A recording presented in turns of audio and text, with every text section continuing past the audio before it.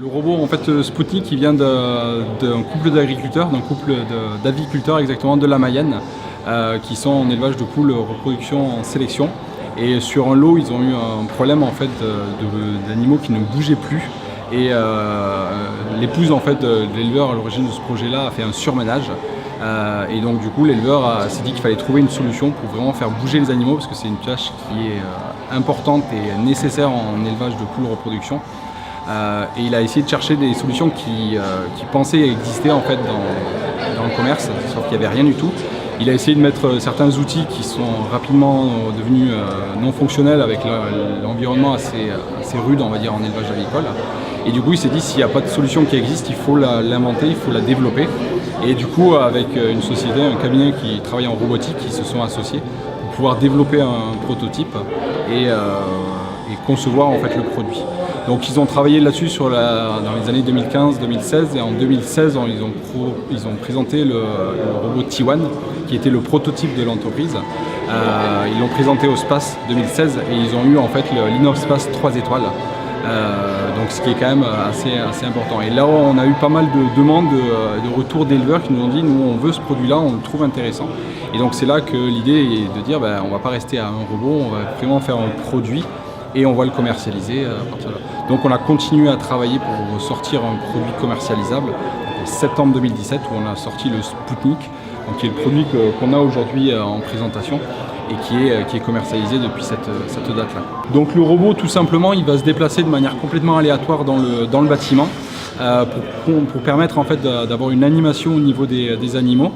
Il va se déplacer grâce à son pare-choc en fait à l'avant qui va faire une détection et un contournement en fait de l'obstacle qui fait qu'il va faire un angle de manœuvre et il va repartir. Donc c'est un mouvement qui est complètement aléatoire et il va se déplacer dans l'espace qu'on lui alloue, c'est-à-dire une hauteur suffisante en fait ou en fonction de l'obstacle qu'il a pour pouvoir passer. On va pouvoir travailler sur une surface globale entre 700 et 1000 m² de bâtiment, donc plutôt adapté sur la poule reproduction et de la poule pondeuse. En pondeuse, il n'y a pas trop on peut passer sur tout type d'environnement. Ça sera plutôt en reproduction où on va devoir faire attention au niveau des lignes d'alimentation, qu'elles soient assez hautes.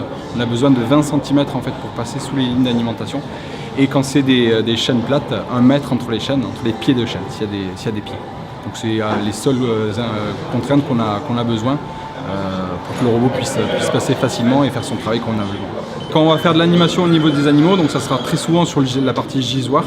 Il va avoir une animation en continu, donc sur la partie en fait dans la matinée, qui fait qu'on va avoir une éducation de l'animation. Les animaux vont être éduqués à aller pondre au nid. Et en allant en fait pondre au nid, c'est là où vous aurez moins de ponte au sol et du coup il y aura moins de passages aussi qui seront nécessaires par l'éleveur et du coup c'est vraiment intéressant sur cette partie éducation. Et en poule reproduction, on continue de l'utiliser aussi tout le long du lot parce que c'est important de continuer à avoir de l'animation et il y a un effet aussi positif sur la fertilité qui permet un meilleur mélange des animaux, une meilleure rencontre on va dire entre les coqs et les poules quand on est en élevage de reproduction. Aujourd'hui, on a de très bons retours en termes de réduction de ponte au sol, où on diminue en fait la ponte au sol de manière beaucoup plus rapide et surtout persistante avec le robot. Et surtout en termes de pénibilité, les éleveurs passent 2 fois moins de temps en fait à faire ces passages-là, ce qui fait qu'en termes de réorganisation de travail, c'est quand même assez important. Aujourd'hui, on est à un produit à 6 800 € sur ce robot-là. Donc en fonction de la production, il va se rentabiliser entre 1 à 2 lots avec les résultats.